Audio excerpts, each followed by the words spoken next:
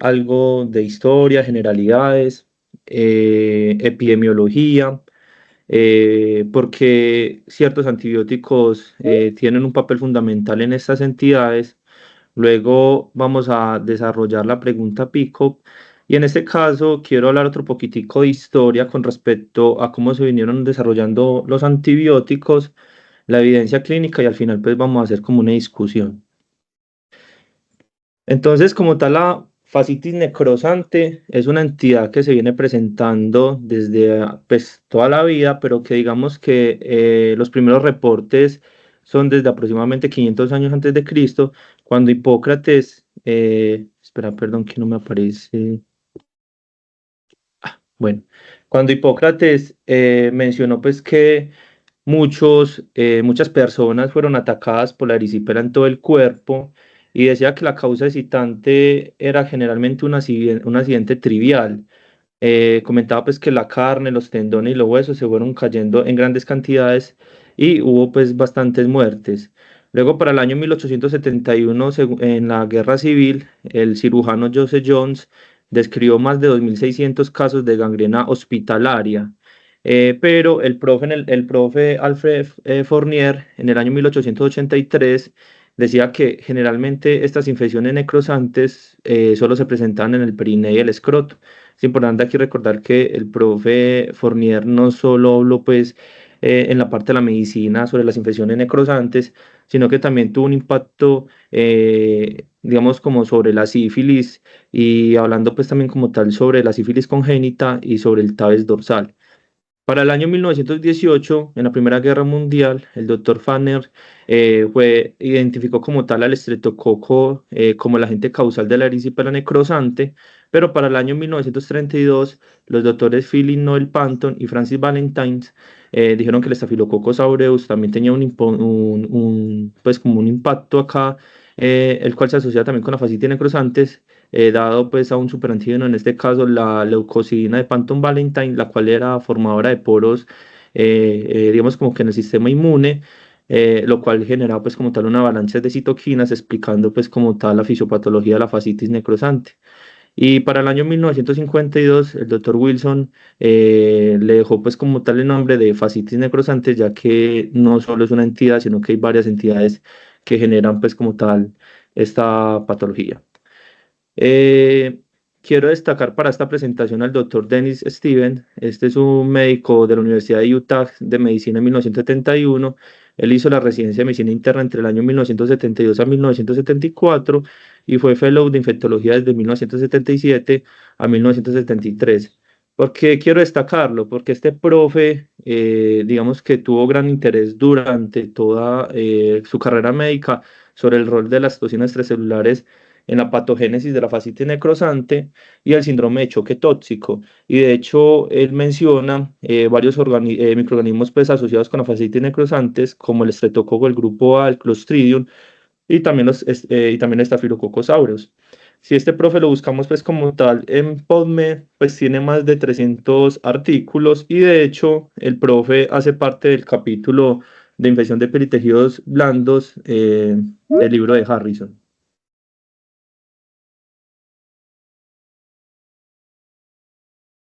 Entonces, la fascitis necrosante tiene una incidencia de aproximadamente hasta 3 casos por 100.000 habitantes por año a nivel mundial. De estos pacientes que hacen fascitis necrosante, hay textos que dicen que hasta el 20% de ellos pueden desarrollar un síndrome de choque tóxico por estreptococos y esas tasas de mortalidad pueden ir hasta el 80%, principalmente en estos pacientes que tienen cierto grado, digamos, de inmunocompromiso. Entonces, en este caso es muy importante no retrasar el desviamiento quirúrgico, ya que este es como uno de los pilares del manejo y también el inicio del manejo antibiótico de forma temprana. Entonces, como alguna generalidad de la fascitis necrosante es una condición crítica que se asocia pues como tal con una necrosis extensa de cualquier capa del tejido blando y que digamos que si no hay un control temprano se asocia con una toxicidad sistémica, lo cual pues puede generar altas tasas de mortalidad. Recordando acá, la fascitis necrosante tiene 4 tipos. La tipo 1, que es hasta casi el 80% de los casos, generalmente es hospitalaria. los gérmenes aislados son multifactoriales y se asocia principalmente en los pacientes que tienen algún grado de inmunocompromiso, principalmente pacientes con diabetes, ancianos, pacientes con enfermedad vascular, VIH. Entonces, esta entidad, digamos que no es tan compleja reconocerla, ya que son pacientes que, como dijimos, como digo, pues están en un ámbito hospitalario y digamos que ya tenemos como todos los recursos a la mano para hacerle pues como el manejo quirúrgico y pues como un aislamiento microbiológico. Entonces, digamos que es frecuente reconocerla. Diferente a la tipo 2 que se puede presentar hasta el 15% de los casos, es monomicrobiana y generalmente se presenta pues como tal en el ámbito extrahospitalario. Dentro de las entidades principalmente se encuentra el estreptococo del grupo A y el Staphylococcus aureus. Esta entidad sí digamos que es un poco más difícil de reconocer, dado que digamos que las manifestaciones clínicas son muy diferentes a lo que uno ve objetivamente, lo que vamos a ver ya más adelante. Entonces, muchas veces hay un retraso como tal en el inicio del manejo antibiótico y quizás estos pacientes pues pueden tener complicaciones a largo plazo, ya sea principalmente amputaciones. La tipo 3 que puede presentar hasta en el 4% de los casos, es monomicrobiana, también en el ámbito hospitalario, principalmente el Clostridium es como de estos agentes, y la tipo 4 es un poco menos frecuente, es monomicrobiana y principalmente pues se ve como a hongos. Entonces, cuando sospechamos nosotros que un paciente está cursando con fascitis necrosante, cuando digamos que el área de lesión que uno ve objetivamente es un poco más pequeña de lo que uno al examen físico, el paciente tiene un área de sensibilidad mucho más grande. Generalmente estos pacientes tienen un dolor que es desproporcionado. Estas, digamos que cuando el paciente está durante el proceso agudo, se pueden liberar una cantidad de citoquinas que generan, digamos que en los vasos sanguíneos periféricos, riesgo pues como tal de fenómenos trombóticos, y estos fenómenos trombóticos presentan focos isquémicos, lo cual puede desarrollar pues las ampollas, que ya muchas veces ya es un estadio como más tardío de la enfermedad. Adicionalmente, crépitos, anestesia y necrosis. Entonces, para eso, pues, se viene documentando una escala que se llama el LRINEP.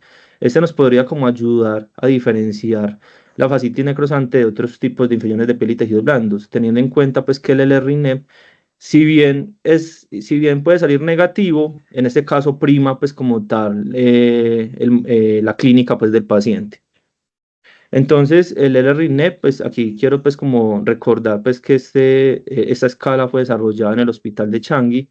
Ese fue un estudio pues como tal observacional retrospectivo y lo que hicieron acá fue que entre el año 1997 hasta agosto del 2002 recogieron todos los pacientes que tenían con infección de piel y tejidos blandos. Dejaron como tal para el estudio todos los pacientes que cumplían pues como tal todos los exámenes y todas las variables clínicas pues para incluirlos como tal en el estudio. De todos estos pacientes, 89 tenían fascitis necrosante y 225 celulitis o abscesos. Entonces aquí les muestro pues como tal la tabla 1, los pacientes pues con fascitis necrosante y aquí les pongo pues los otros pacientes que tenían celulitis o abscesos. Después de ello, después de tomar múltiples, pues de revisar todos los múltiples exámenes, sacaron, digamos, como los que tenían, digamos, que eran estadísticamente significativos, pero después de hacer el análisis univariado, les hicieron, pues, como tal, el análisis multivariado, y de acá sacaron, pues, como tal, las variables que sí tenían una asociación, pues, que era estadísticamente significativo para tratar de sacar, como tal, todos estos factores confusionales. Y después de ello, que quedaron pues 6 variables que fueron estadísticamente significativos en el análisis multivariado, se les brindó pues como tal cierto puntaje, encontrando que los pacientes que tenían un puntaje mayor o igual de 6, ya el valor predictivo positivo para que el paciente tuviera como tal la entidad era pues bastante importante, aproximadamente el 92%. Entonces, ¿qué es importante acá? Que igual sigue primando pues como tal la clínica, pero que es una herramienta que nos ayuda, nos ayuda en el caso de que tengamos ciertas dudas, pues obviamente usarla para tratar de dar un diagnóstico de forma temprana y así pues brindarle el mejor manejo al paciente. Los pacientes que tienen fascitis necrosante, como dije, hasta el 20% pueden generar un síndrome de choque tóxico. Y el síndrome de choque tóxico, pues como tal, es la expresión más fulminante de principalmente del Staphylococcus aureus y el Streptococcus pyogenes. Y es porque estos dos agentes pues pueden producir toxinas. Estas toxinas actúan como superantígenos y esto lo que hace es que genera una estimulación celular con un aumento como tal del ciclo celular de forma repetitiva, y esta activación del ciclo celular de forma repetitiva genera un aumento en la producción de citoquinas, lo cual es, digamos que se interrumpe el procesamiento normal de antígenos, y esto puede generar pues como tal una avalancha de citoquinas que puede causar pues ya como tal daño tisular, coagulación intravascular diseminada y al finalmente pues una disfunción orgánica. Entonces, ¿qué es importante? Primero, pues identificar de forma temprana la enfermedad, después hacer un control de la fuente, no solo con la cirugía, sino también con el uso de manejo de antibióticos, pero entonces aquí se empieza como a desarrollar como la incógnita, es si el uso de agentes pues como tal, inhibidores de la síntesis de proteínas, tienen este impacto positivo porque pueden disminuir pues como tal esta avalancha de toxinas.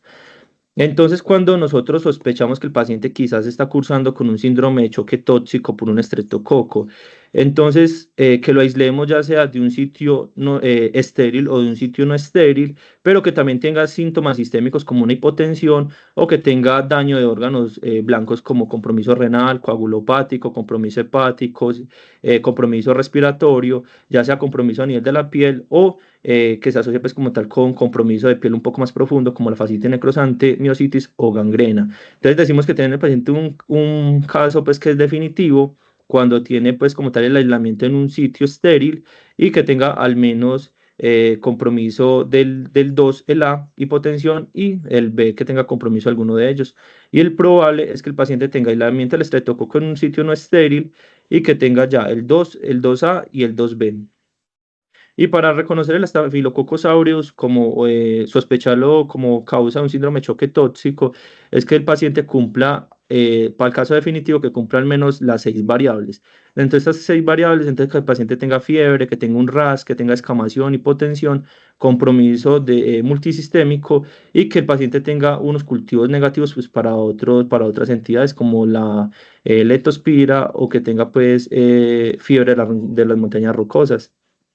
Entonces, después de tener pues como tal aislado el agente, acá es importante mencionar que, por ejemplo, el estreptococo piógenes puede generar pues como tal una infección, pues una fascitis necrosante, ya sea con o sin puerta de entrada, diferente, por ejemplo, a Staphylococcus aureus, que lo podemos dividir en menstrual cuando se asocia principalmente en las mujeres cuando usan tampones, o no menstrual, secundario pues a procedimientos quirúrgicos, que es la puerta de entrada pues para el germen. Aquí les quiero mostrar que en este caso, por ejemplo, el estreptococo piógenes tiene pues unos superantígenos, que ya les voy a mostrar cómo funcionan esos superantígenos, pero también tiene otro tipo de toxinas, los cuales pues van a generar pues como tal daño en el hospedero.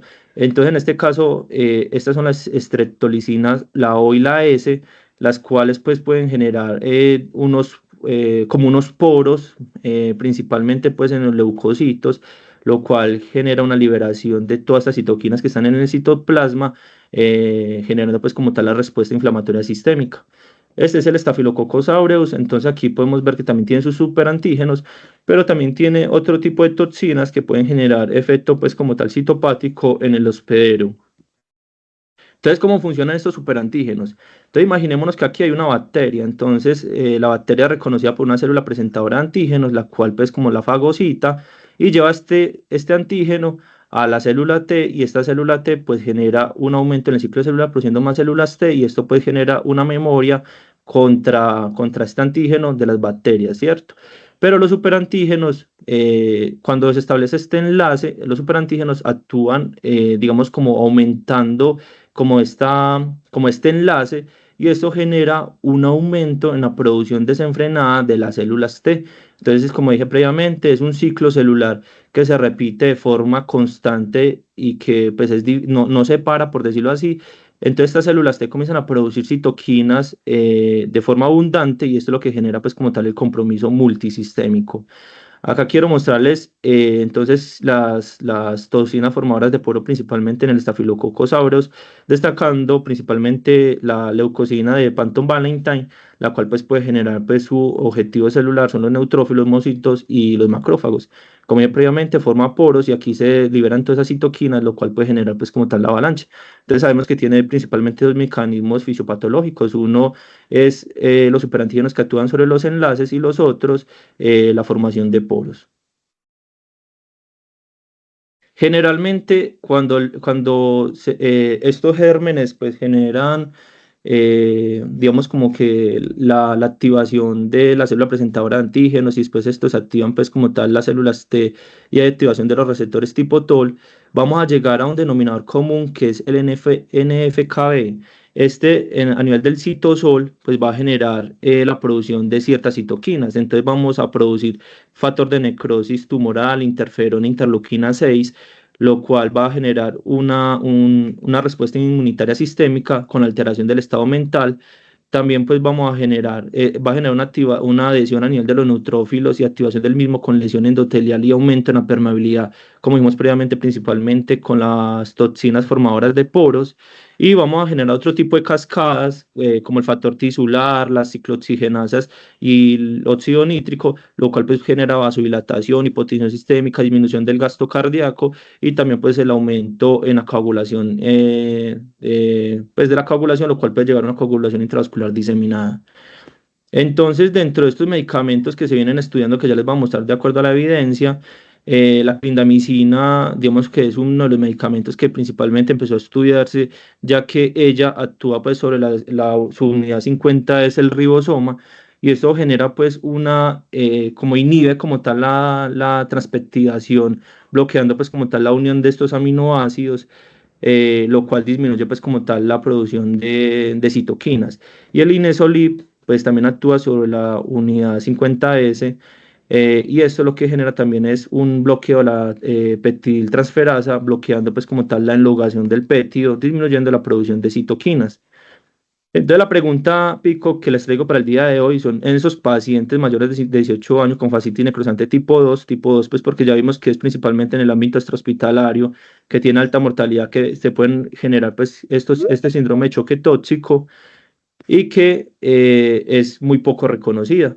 Entonces, quiero comparar si el Inesolib versus la clindamicina, cuál se asocia principalmente con menos mortalidad, amputación y efectos adversos. Esta fue pues como tal mi estrategia de búsqueda. Estos son los términos MESH, la base de datos utilicé pues PubMed y las guías de práctica clínica porque les quiero mostrar qué dicen ellas acerca de los antibióticos. Entonces, cuando yo busco en PubMed, pues utilicé diferentes búsquedas, pero entonces quiero traer una de ellas. Y es que cuando comparamos clindamicina versus linezolid, pues en realidad hay pocos estudios. Y cuando les doy la selección de ensayos clínicos aleatorios a revisiones sistemáticas, pues no encontramos ninguno. Pero entonces sí les va a traer estudios pues publicados, estudios retrospectivos publicados en AITSA, como cuáles son las recomendaciones que ellos nos dan. Pero para eso, entonces les voy a hablar desde cuándo se empezó a pensar o a usar estos antibióticos inhibidores de la síntesis de proteínas. Y es que en el año 1984, estudios in vitro encontraron que la clindamicina inhibía la producción de toxinas, pero que no tenía ningún impacto como tal en el crecimiento bacteriano. 4 años más tarde, se hizo un estudio en ratas, cuando compararon pues, la clindamicina, la eritromicina y la penicilina, demostrando que esta clindamicina se le inyectaba pues a la rata de forma intraperitoneal y a los 3 días pues le hacían la eutanasia. ¿Qué encontró este estudio? Que la clindamicina con respecto a los demás antibióticos pues disminuía como tal el crecimiento bacteriano y esto tenía pues un impacto como tal en la supervivencia, teniendo en cuenta que la usaban 2 horas antes y de hecho si la usaban un poco más tarde, aún así también tenía un impacto positivo como tal en la supervivencia. Luego para el año 1995 el profe Denis, que previamente pues hablamos de ellos, eh, digamos que realizando diferentes estudios encontró que la clindamicina en realidad era un potente supresor de la síntesis de las toxinas bacterianas, teniendo pues como un efecto también inmunomodulador, digamos que no solo el impacto pues como tal en la producción de superantígenos, sino también de esas toxinas formadoras de poro. Entonces en el año 2002 se empezó a estudiar también el Inesolid, ya que pues tenía un mecanismo de acción, digamos, similar a la clindamicina, uniéndose pues a la subunidad 50S, encontrando que el Inesolid también tenía alta concentración en piel y esto pues podía explicar también efectos sobre las toxinas bacterianas. Entonces, para el año 2003 se empezaron como tal a estudiar estos dos antibióticos sobre la síntesis de proteínas, encontrando pues que estos antibióticos no eran como tal, no se les perdía como tal su mecanismo de acción a pesar del inóculo bacteriano. Entonces aquí, bueno, y aquí les quiero mostrar entonces que estos son estreptococo del grupo A, donde muestran pues que dos serotipos diferentes, donde muestran que cuando se les inicia como tal, esta es la penicilina, pues de manejo convencional, cuando se le inicia pues como tal la clinda o el inesolí, pues vemos que el inóculo bacteriano o el crecimiento bacteriano pues disminuye de forma importante. Entonces, ¿qué dicen las guías? Entonces tenemos pues como tal las guías colombianas. Acá digamos que mencionan que digamos que la terapia de primera opción ese es el uso de vancomicina con cefepime o el uso de piperacilina tazobactam más clindamicina, pero digamos que ellos recomiendan ahí el inesolib principalmente en esos pacientes que tienen falla renal, pero no hay como una mención de los pacientes que presentan el síndrome de choque tóxico. Digamos que en el apartado de acá abajo, la selección dice como si el paciente tiene un estreptococo del grupo A identificado, pues podríamos iniciar el manejo con clindamicina, pero no nos menciona pues como tal la parte del síndrome de choque tóxico. Luego, las guías ITSA en el año 2014, si bien nos dicen pues como que estos pacientes requieren de forma temprana un manejo quirúrgico, el manejo pues que ellos digamos como que nos recomiendan es el uso de vancomicina o linezolid más piperacilina tazobactam o un carbapenémico, teniendo en cuenta pues que no, digamos que no nos dividen la fascitis necrosante en los diferentes tipos, sino que es como un manejo como tal generalizado. Y nos recomienda pues el uso de penicilina más clinda si se le documenta un estreptococo del grupo A, pero tampoco nos hacen pues como tal mención del síndrome de choque tóxico. Y les traigo esta revisión que me gustó porque acá recopilan como tal las diferentes guías pues como a nivel mundial y ellos lo que dicen es como que esos pacientes que tienen fascitis necrosante se les debería pues brindar terapia combinada teniendo en cuenta el uso de algún antibiótico que pare la síntesis de proteínas. Entonces aquí les traigo este estudio utilizado pues como tal en murinos. Este fue un estudio observacional el cual evaluó el efecto de la clindamicina contra otras infecciones invasivas por estreptococo del grupo A. Pero aquí digamos que se hizo pues como tal aislados, ya sea de fascitis necrosante el serotipo 416, de neumopatía 417, bacteremia asociada a varicipera 529 y otro pues si tenían pues, resistencia constitutiva. La intervención en comparado fue clindamicina versus placebo y las lesiones, digamos, de piel fueron monitorizadas diariamente, considerando una P estadísticamente significativa si era menor o igual de 0.5.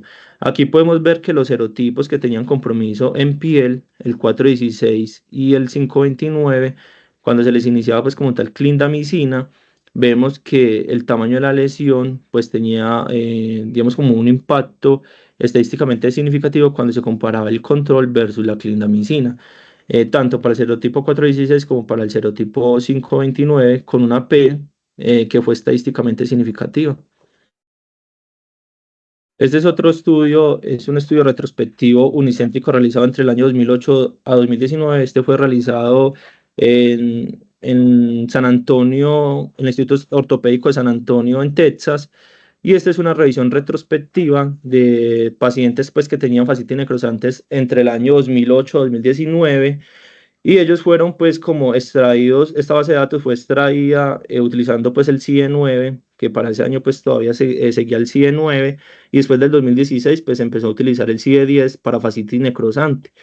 Se encontraron un total de 441 pacientes, de los cuales pues como tal 190 tenían pues como una historia clínica completa para incluirlos pues como tal en el estudio. ya que pues ellos lo que querían recoger eran no solo los factores demográficos, sino ciertas variables clínicas como la PCR, los leucos, también el sodio, la creatinina, la glucosa y los cultivos, y si tenían pues algunos procedimientos, ya sean biopsias o cirugías, pero digamos que este estudio no distinguió pues como tal las tasas de amputación, si eran miembros superiores o miembros inferiores, sino solo como tasa global de amputación. Entonces comparó pues la clindamicina versus el vancomicina con la piperacilina tazobactam. Aquí les muestro pues como tal la tabla 1 de los diferentes pues poblaciones. Ten en cuenta pues que casi el 68% eran masculinos y digamos que un gran porcentaje de la población tenían diabetes o hipertensión arterial. Este estudio, digamos que cuando quise buscar el material suplementario o tablas que me muestren como tal los resultados, no tenía nada de ellos, pero digamos que ellos en los resultados nos decían como que el uso de la clindamicina tenía, digamos, como hasta casi 3 veces menos riesgo de amputación, pero que no hubo diferencias estadísticamente significativas. Aunque, digamos, que me llamó aquí la atención era que los gérmenes que ellos aislaron no solo eran estreptococos y estafilos, sino que también había otro tipo de gérmenes como bacilos gram negativos. Entonces, digamos como que también llama bastante la atención aquí como el uso también de extinguidores de citoquinas en otro tipo de gérmenes. Este es otro estudio de una cohorte retrospectiva multicéntrica realizado entre el año 2000 a 2015. Es una base de datos de 233 hospitales entre el año 2000 a 2015. Ellos lo que hicieron fue como tomar cualquier cultivo positivo para estreptococo del grupo A y que habían recibido pues como tal betalactámicos en los últimos 3 días. Ellos de este estudio excluyeron pacientes que tenían un crecimiento polimicrobiano o digamos como que habían recibido, digamos, linezolid en los días antes, ¿cierto? Y ellos lo que hicieron fue entonces, después de recolectar al grupo de pacientes, entonces lo que hicieron fue hacer como un análisis de propensión. En este caso podemos ver entonces estreptococo del grupo A, los que no tenían estreptococo del grupo A, recordando aquí que en los no grupo A pues estaba el grupo B que es el Agalactiae, o el grupo C y G que es el Canis, o el D que es el Enterococos. Entonces lo que hicieron acá es después de hacer este análisis de propensión, porque pues vemos que pues hay diferencias como tal en estas dos poblaciones. Después de hacer este análisis, entonces ya las poblaciones pues ya quedaron homogéneas, ¿cierto? Aquí les muestro la tabla 1 completa. Entonces aquí mostramos el análisis de propensión, donde muestran que ya las poblaciones son homogéneas, diferentes pues a estas, donde nos hizo pues como tal el emparejamiento. Entonces este estudio, después de hacer pues como tal este emparejamiento de propensión, que ya vimos que las variables quedan homogéneas, se comparó pues como tal la clindamicina versus no usar clindamicina y las tasas de mortalidad. ¿Qué nos trae este estudio? Este estudio nos muestra que los pacientes que tienen estreptococo del grupo A, ¿cierto? Con compromiso pues a nivel de piel, digamos que la mortalidad fue mucho menor que en los pacientes que no habían, que los que recibieron clindamicina versus los que no recibieron clindamicina, con un UR 0.4 y un intervalo de confianza que no cruza la unidad.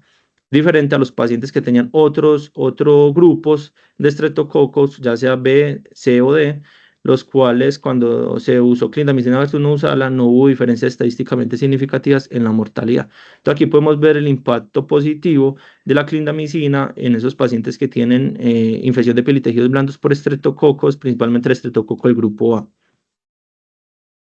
Este es otro estudio que les traigo, pues, retrospectivo anestésico cuasi experimental. Digamos que aquí ya en adelante quiero hacer como esa comparación entre la clindamicina versus el linezolid.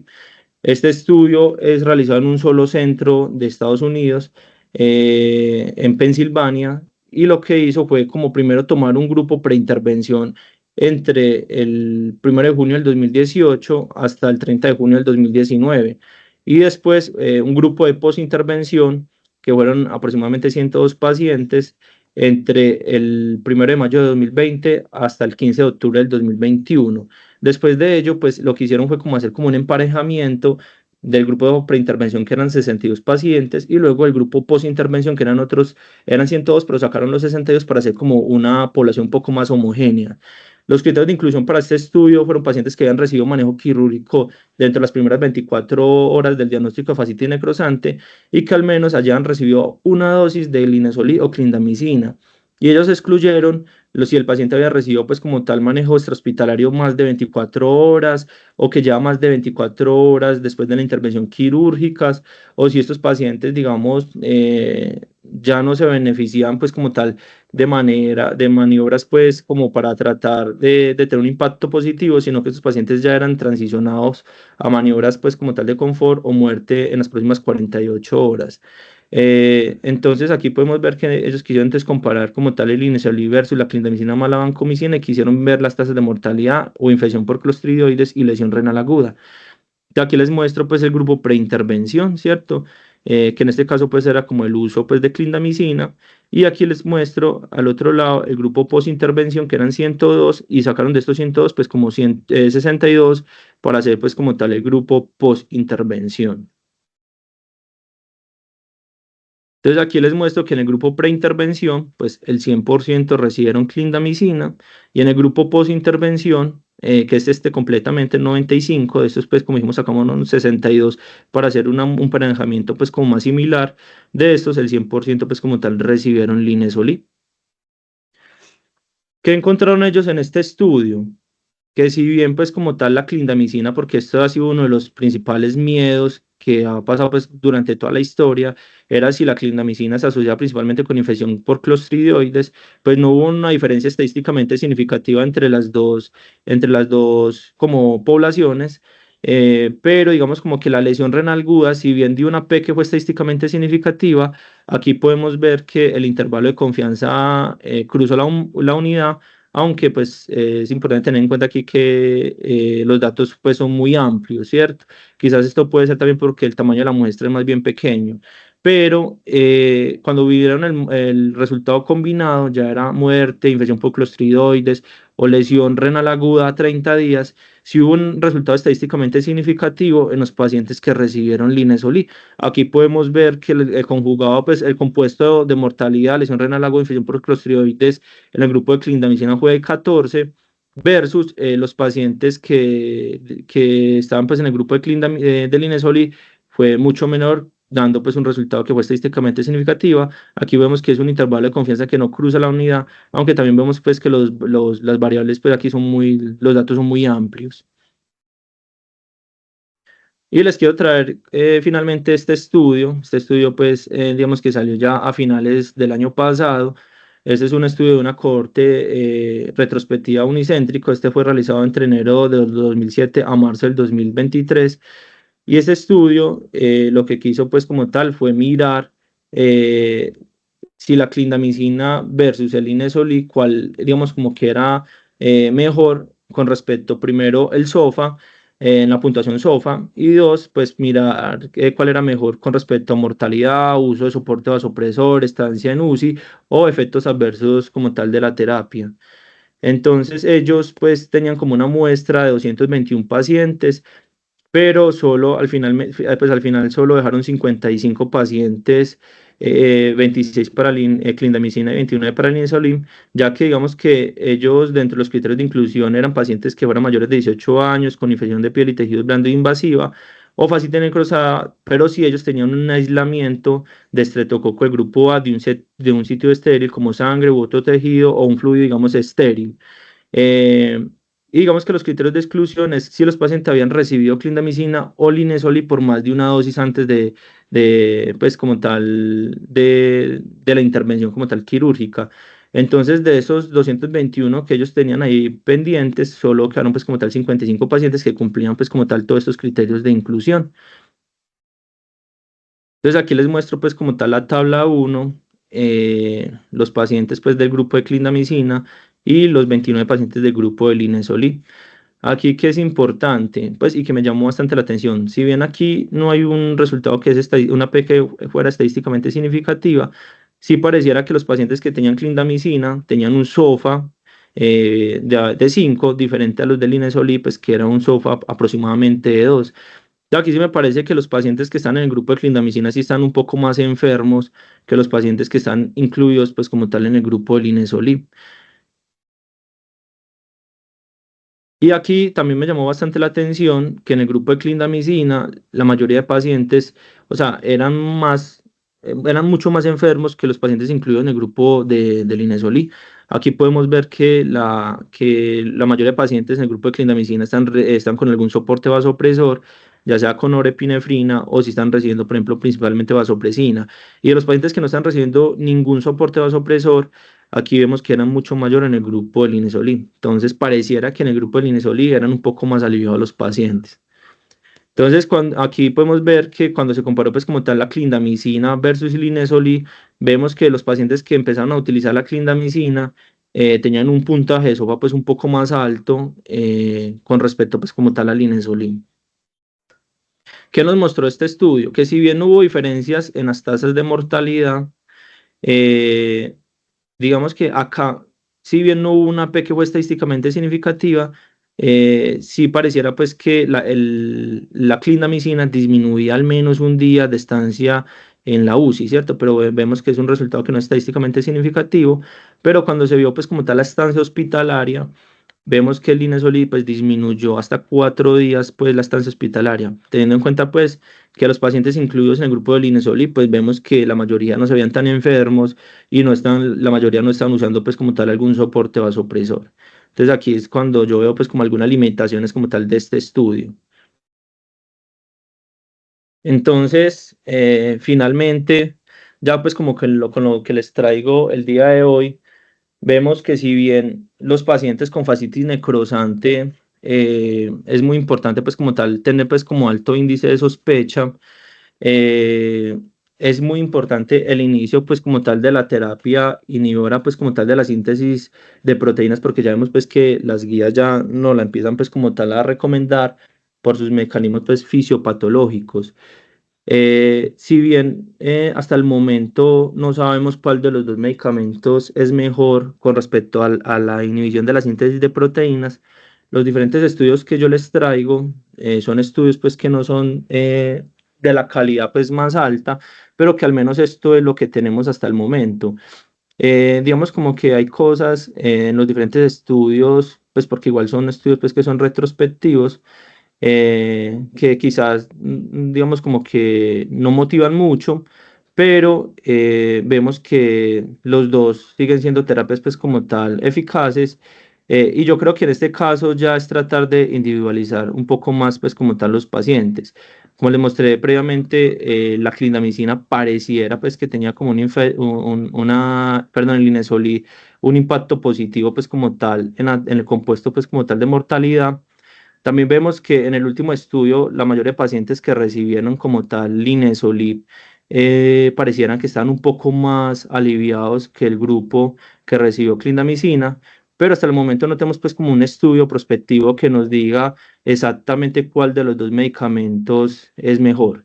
Entonces, en este caso, bueno, y el último estudio vemos que el uso de la clindamicina pues fue usado principalmente en pacientes que estaban un poco más enfermos y vemos que los pacientes con el choque tóxico son pacientes que en realidad se encuentran muy enfermos. Entonces, en este caso, podemos decir que el Inesolí sigue siendo una alternativa que es efectiva, pero entonces, ¿qué necesitamos? Pues estudios de mayor impacto, una evidencia para definir cuál es mejor, pues porque obviamente esto tiene resultados que pueden ser mucho, digamos, más efectivos como tal en la evolución de nuestros pacientes. Muchas gracias.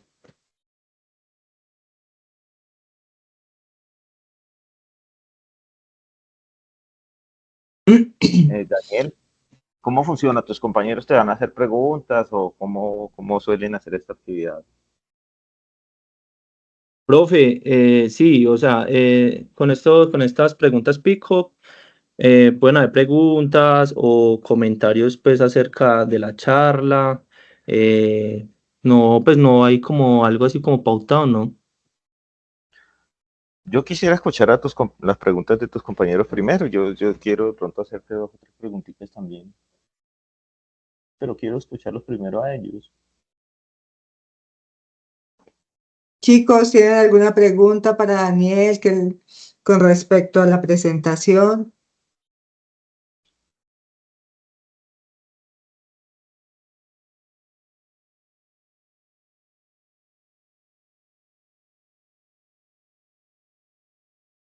No hay preguntas. Hola, Mucho silencio. Profe, hola, está levantando perdón, la habla mano. Juan Carlos Montaño.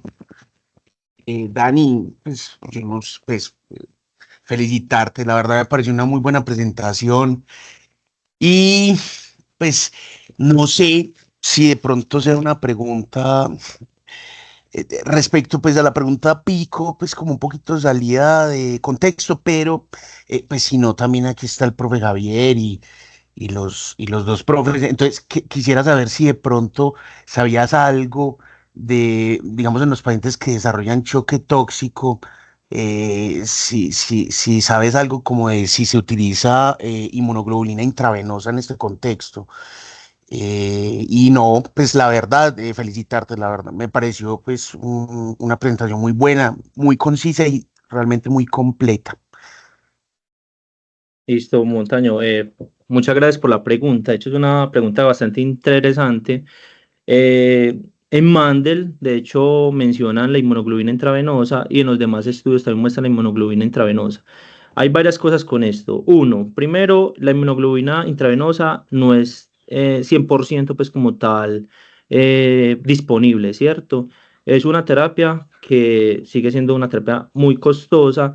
Y la otra cosa es que si bien fisiopatológicamente vimos que hay a un aumento desenfrenado en el ciclo celular con un aumento en la producción de citoquinas.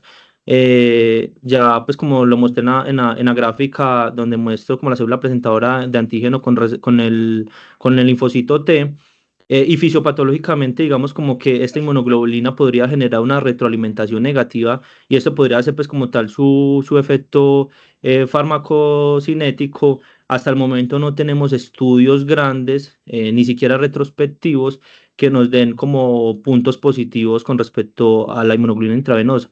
De hecho, en uno de los estudios que les traje inicialmente en la evidencia, que digamos que no lo puse ahí, la inmunoglobulina intravenosa pues no mostró ningún beneficio. Entonces por eso pues al final tampoco la traje, pues por lo que dije previamente. Dani, muchas gracias. Muchas gracias. Gus.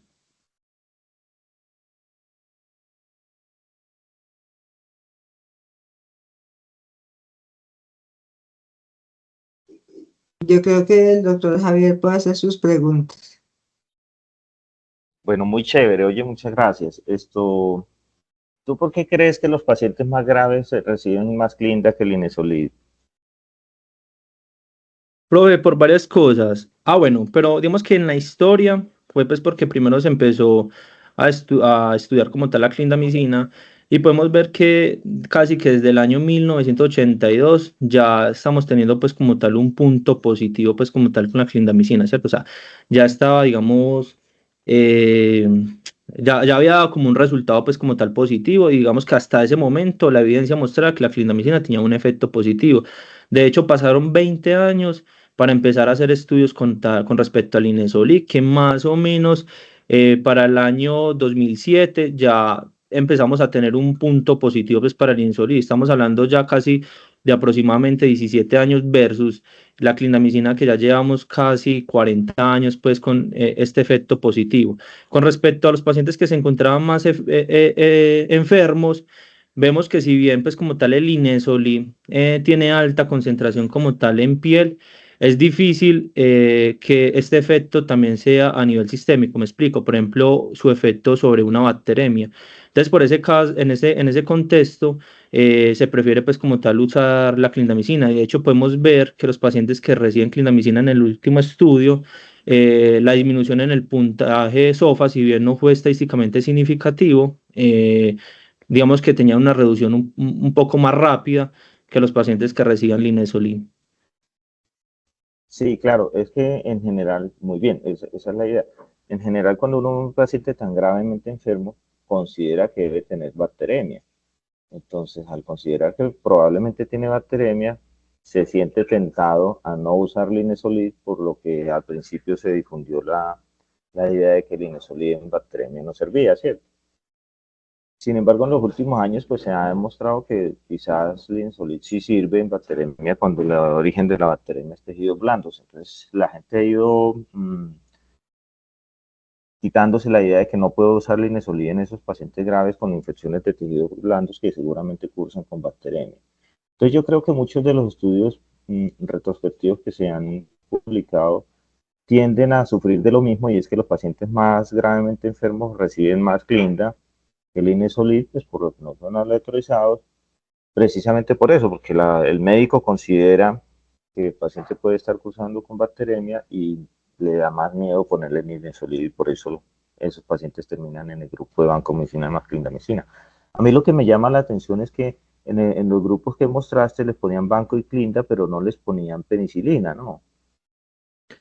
Profe, pues al principio, sí, o sea, yo he hecho estudios al principio donde se usaba penicilina, y de hecho hacían el comparativo entre penicilina clinda, penicilina linezolid, que eso principalmente pues como tal también eran estudios realizados en ratas.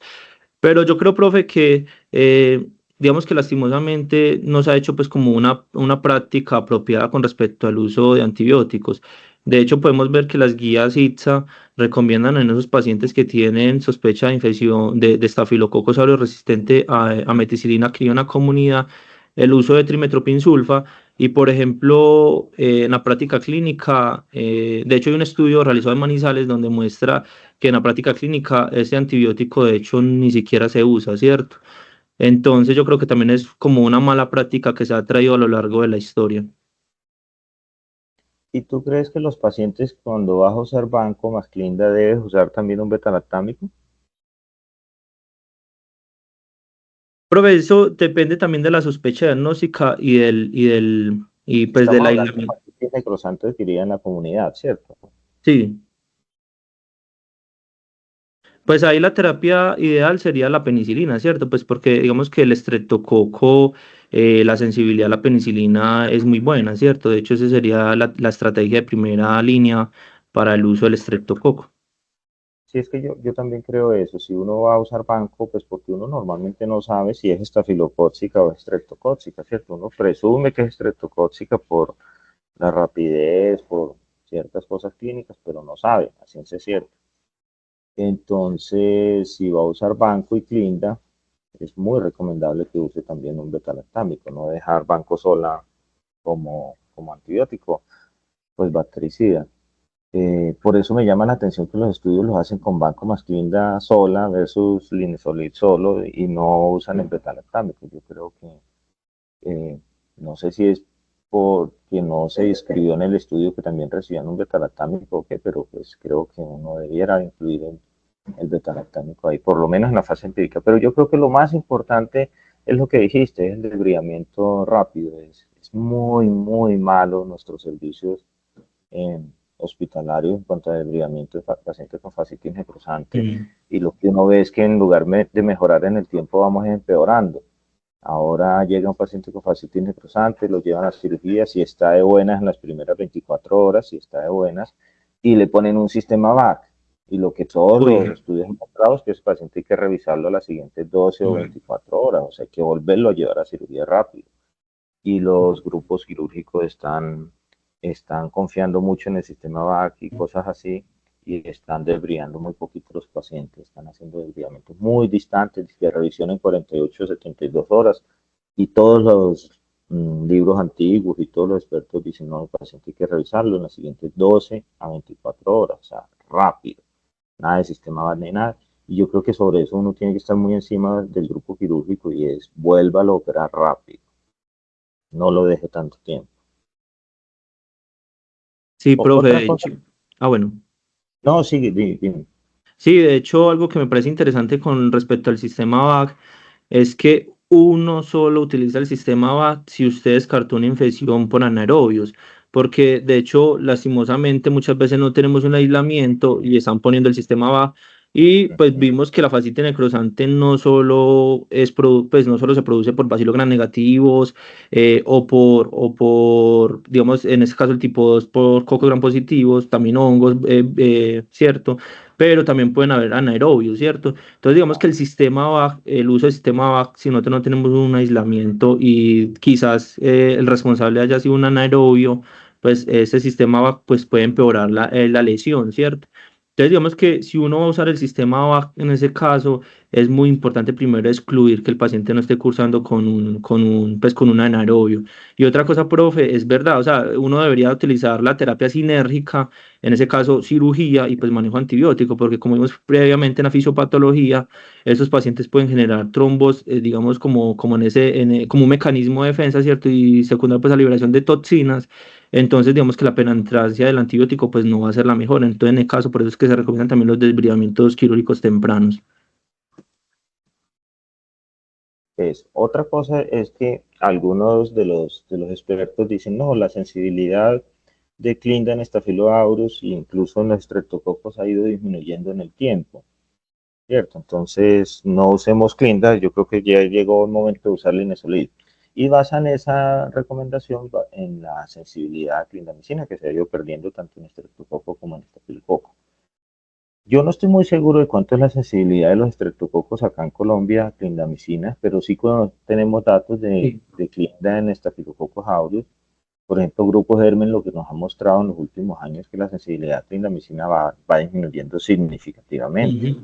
Ya Sí. en lo de 2023 hablaban de sensibilidad de 83% en aureus, de 85% en aureus, o sea, ya el 15% son resistentes a clinda. Ya es bastante alta la resistencia a Ujú. clindamicina. En aureus, ¿cierto? Estamos hablando.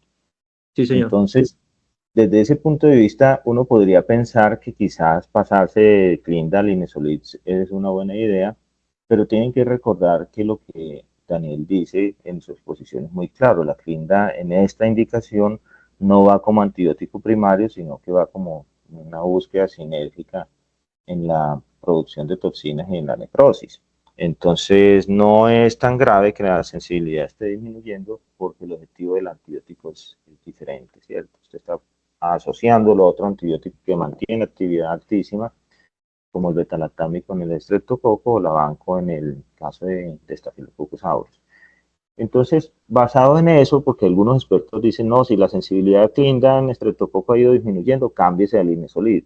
¿Tú crees que una sociedad pobre como la de nosotros debería estarle aplicando linezolid a todos los pacientes y salirse de la clindamicina por esa baja en la sensibilidad? Profe, digamos que en la última recomendación de la ITSA con respecto, y de hecho ahí en el último en la última recopilación de las guías, ellos recomiendan que definitivamente uno debería considerar el Inesolid como primera opción. Si sabemos que en nuestra población la resistencia a la clindamicina por el estreptococo y el estafilo es mayor del 30%. De resto, seguir obviamente con esa terapia, pues porque digamos que el impacto del medicamento, porque tiene alta concentración en piel, es un efecto que es bueno. Ok, o sea que nosotros podríamos seguir usando Clinda basado en esa recomendación, ¿cierto? En la última recomendación de la ITSA, sí, profe, de todas las guías, la recomendada pues, a nivel mundial es si es mayor del 30% de la resistencia a Clinda. Ok, ok. Bueno, muchas gracias. A usted, profe. El profesor Santiago levantó la mano.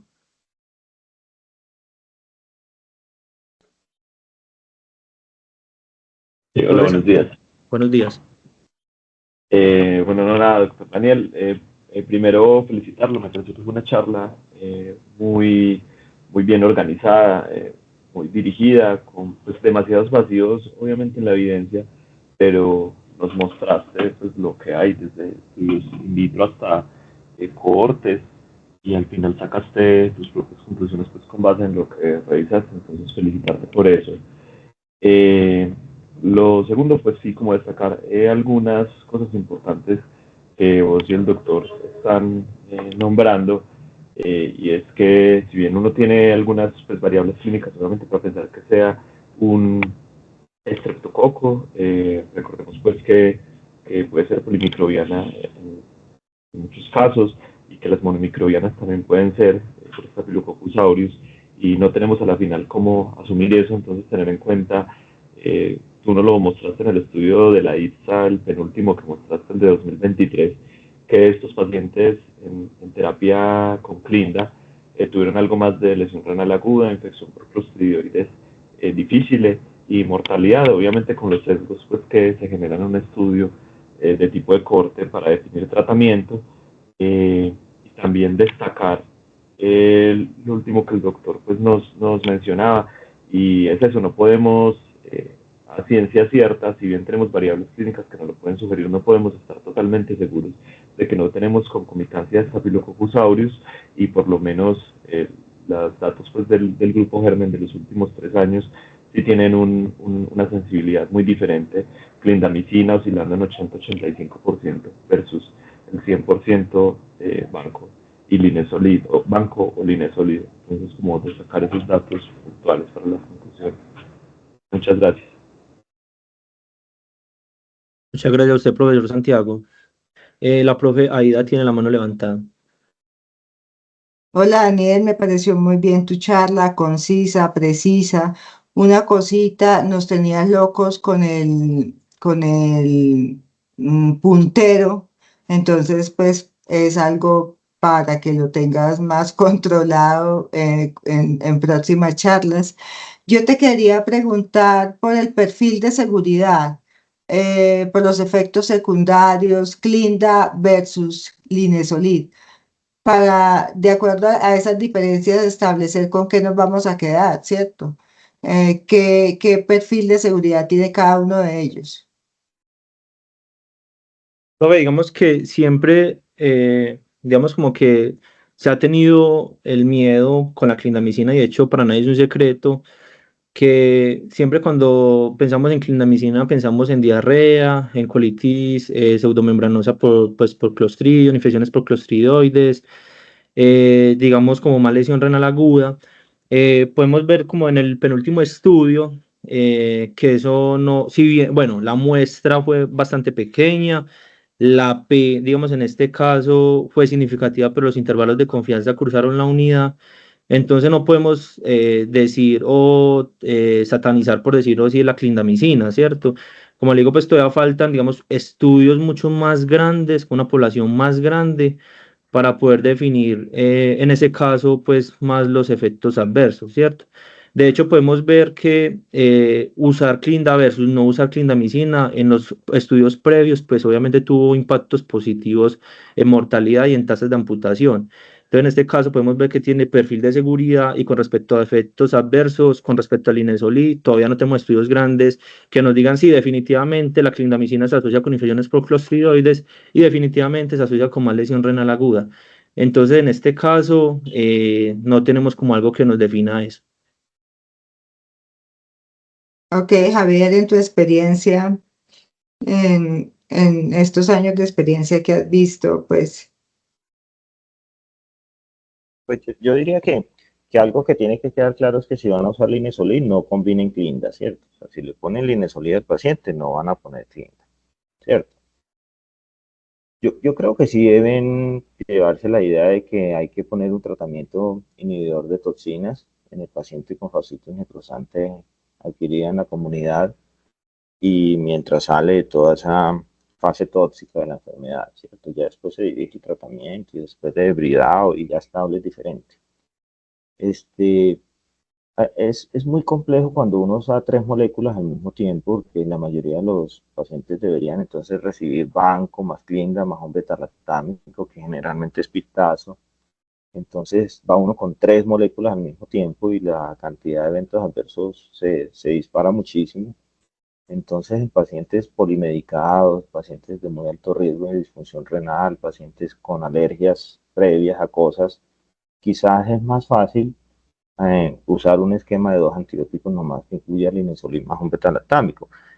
Yo diría que en pacientes como esos, que son muchos de los que vemos por ahí, sí valdría quizás la pena salirse de clindamicina, pero no tanto por la clindamicina o porque uno crea que linesolid es mejor que clinda para eso, sino por los otros, principalmente por no usar vancomicina, ¿cierto? Entonces, al final, desde el punto de vista práctico, yo creo que uno termina eligiendo a quién le pone linesolid versus clinda, no tanto por la clinda, sino por la banco. Y es como lo que yo veo al final que uno en el día a día termina haciendo. Muchas gracias, profe. La profe Aida tiene la mano levantada. no, ya no, se me Ah, quedó bueno, listo. levantando. Ah, bueno, Mm. listo. Bueno, muchas gracias a todos. Muchas gracias, profes, por la discusión. Muchas gracias a todos los compañeros por estar dispuestos para escuchar esta charla pues hasta ahora. Espero que todos tengan un feliz día.